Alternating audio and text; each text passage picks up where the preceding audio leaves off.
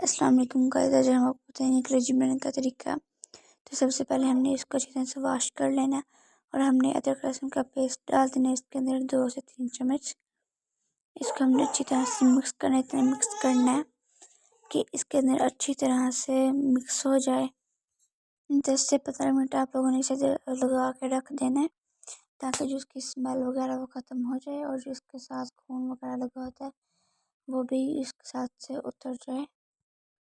इसे हमें बहुत अच्छे से मिक्स करना है कि जो है ना इसके अंदर अच्छी तरह से सही मिक्स हो जाए।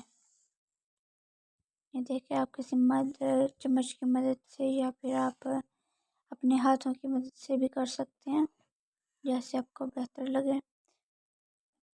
तब हमने प्याज ले लिए हैं जिनको हमने बारीक बारीक कट कर लिया था। अब हमने इसे ब्राउन तो नहीं करना है, लेकिन हमने इसे अच्छे तरीके से बनाना है। अब हमने इसके अंदर अदरक लहसुन का पेस्ट ऐड कर दिया 1 से 2 चम्मच। अब हमने इसे अच्छी तरह से मिक्स कर लेना है। अब हमने इसके अंदर हल्दी 1 चम्मच और लाल मिर्च हमने ऐड कर देनी है, वो भी 1 चम्मच कर दें आप। अब हमने इसे मिक्स कर लेना है। अगर आप लोगों ने ज़ीरा डालना तो ज़ीरा डाल लें। तो ये देखिए, इसको हमने अच्छी तरह से भून लिया था मसाले को। उसके बाद हमने कलेजी ऐड किया जिसको भी हमने अभी मिक्स ही किया।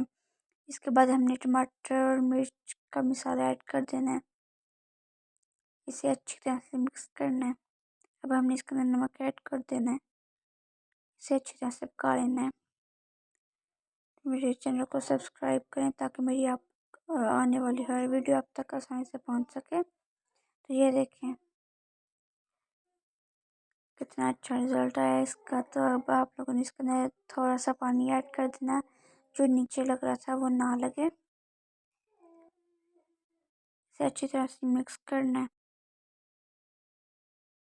अगर आप लोगों ने पानी करना है इसके अंदर तो पानी कर लें, लेकिन हमने इसे ऐसे ही बनाना था। पानी इसको हमने खुश कर लेना है।